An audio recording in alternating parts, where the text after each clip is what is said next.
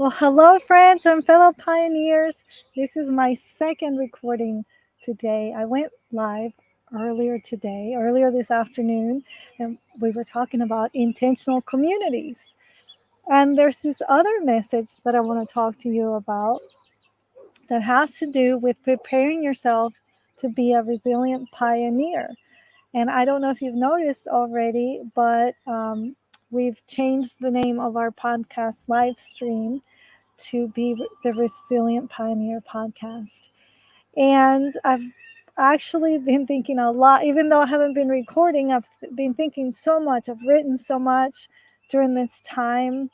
And I had something on my heart to share with you about becoming more resilient. And no matter if you decide to pioneer off the grid or to sell everything and move to raw land like we did or not, it's really irrelevant. If you're trying to pioneer something new in life, there's always a big learning curve because you're obviously trailblazing something that's never been done in your life before, in your family's life before, maybe in your career, in your business.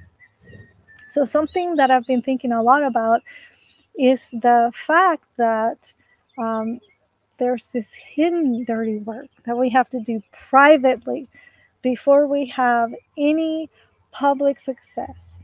And so I've titled this quick video, Are You Ready to Do the Dirty Work? And the dirty work is not really physically dealing with dirt, but I wanted to share with you. I'm going to go ahead and show my screen to share with you. See if this is a little bit better. In construction, you may think that once the first step is to get to build on a foundation, but if it were only so easy, the foundation is actually like a really critical part of building it. It takes a lot of work and a lot of planning if you really want to have sustainable support, right? And so, if only we could just always have the foundation ready. But before the foundation is built, before you can build up, you actually have to have a photo here. Oh, that's the wrong photo. That's actually with the sand. Give me a second. This one. You have to dig deep. And so I wanted to record this to encourage all of our friends, family, and followers that are watching and that have been following our journey, that you can't really start planning on building up until you dig deep. You have to dig down before you can even dig the foundation. And so I wanted to share with you a prototype that we're working on. This is actually an aircrete building. And we had to dig down and then bring in sand to get it leveled, and then we could have the opportunity to put the framework on there and then build a foundation. So there was a lot of hard, dirty work that had to be done before we could build the foundation. And a lot of us think like maybe once you have the foundation, or that just because you have an idea or you want to do something, you can just go on, but you have to really dig deep and build the foundation. And I wanted to show you just really briefly some images here of the framework and some of the things that we also had to have before that. That we can't be afraid to call in for reinforcement. Sometimes it takes some equipment here and there to get the job done, to get leveled, to get balanced. Here are this is hand tools, different equipment. And so I'm recording this to share with you. It's not worth getting ahead with your plans, with your projects, and moving forward if you leave something of value behind. That's a revelation that I had when we were living in as expats in Mexico, with other different life circumstances that we were dealing with and some personal growth we were going through.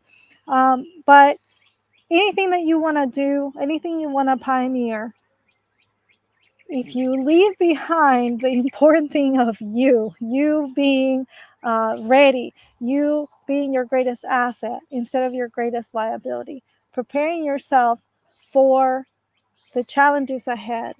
Even if the world was not in the situation that it was in, you're going to face challenges with anything in life if you're growing, if you want to pioneer, if you want to do new things. So I wanted to share with you out of my heart that you don't want to be afraid. Here, I'm going to change it back to where I can see you. You can see me. But don't be afraid and like get your hands dirty. Are you ready to really grow? It's going to require some work. It's going to require looking at yourself in the mirror or sitting with yourself alone without looking at yourself in the mirror and just really being realistic about where you are in life and what's working and what's not working, and allowing other people to give you feedback and allowing the circumstances that you're going through to be feedback. A lot of the times, the problems that we're facing are things we once wanted.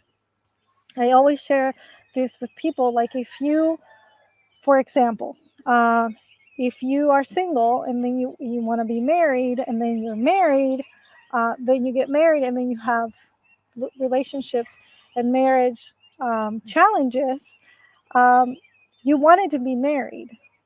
And with marriage comes some challenges. And that was part of something that you longed for and you wanted. If you have, for example, aches and pains from working hard or exercising, I mean, who would want to give up their limbs just to not have that growth pain, right? So in life, we really need to think about, in pioneering and taking on new challenges, what is it going to take to really get to the next step of being more resilient? The number one thing that I think is really important to have pioneering success is to be resilient inside first. Before preparing ahead, you have to prepare inside. And so I wanted to just say it. You know, this is something that I see people are going after, starting gardens and buying land. I have in preparing things and getting certain skills, and that is great. I believe skills are one of the two most important currencies of the future. But you can be your greatest asset or your greatest liability, depending on how much of that deep digging you have done. And friends, I just want to tell you, things are not going to get easier. I love that the dog is barking right now. Things are not going to get easier. Things are not going to get quieter. And there's going to be more distractions. There's going to be more crisis in the world. More challenges are ahead. Okay. I went ahead and hung that sign up there to remind me to tell you this revelation that God gave me in the midst of really, really trying times, as we had put ourselves through our own personal apocalypse 10 years ago. At the end of fear is peace. You cannot be afraid, or you cannot stay afraid and have peace. And so being at peace with yourself is so critical. I want to show you a couple of more. I forgot to switch the view. I want to show you a couple of more quotes. So here's at the end of fear is peace, shalom in Hebrew. And there is another quote that I have here that I wanted to share with you. And I disappeared from my screen.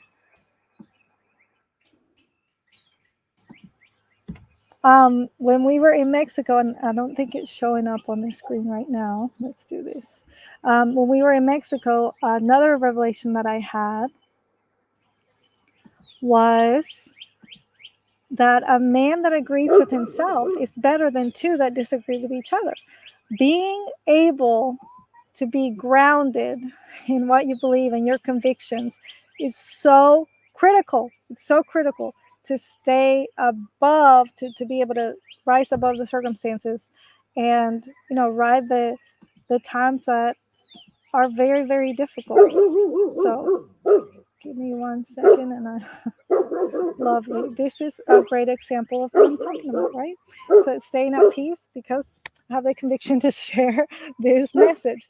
So there it is. So a man who agrees with himself is better than two people that disagree with each other. If you have conflict in life, it's because of problems with your conviction. One of the things that God allowed me to see during, again, some very difficult times that we faced in our pioneering journey is that convictions are based on truth and ideals are based on fear. And a lot of times as humans, we have these ideals of what we don't want, and we don't realize we go after things that we think are going to help us to avoid certain pain, based on the fear of not wanting that pain. Then we try to kind of escape or avoid, but really the only way out is through. And to be able to really grow, you want to make decisions that are based on convictions that are faith-based instead of fear. And being able to know the difference between ideals based on fear and convictions based on truth is really critical and helpful. So I'm going to end this broadcast really soon, but I want to invite you, if you're really wanting to grow this season, there's this kind of famous African proverb that says, if you want to go fast, go alone. If you want to go far, go together. And you actually are right now in this season of life, we actually need to go deep, far, and fast, because time is of the essence. And we know that some very challenging times are ahead for the history of humanity. And so I want to leave you with that. Don't be isolated during this time. Instead of being isolated, surround yourself with people that will help you grow, that will challenge you and help you and support you in strengthening yourself on the inside. And do not outsource. You cannot outsource. Do not try to think that you can outsource your growth to someone else. As I mentioned, we just finished recording a live stream, Cynthia, Tina, and I, talking about some really deep and meaningful things that make people be able to build community. And I invite you to go back and watch. The dog was not barking either, so that's a big bonus. To watch that and see how you can prepare yourself to be a greater asset to your family, to your community, because you have done the work to be an asset to that community and not be a liability to yourself, and be able to move forward. So I hope that all makes sense. I'm a little bit distracted, I will admit and confess, by the things going on around, but that is what's going to come up in life in the coming days, weeks, months, and years ahead.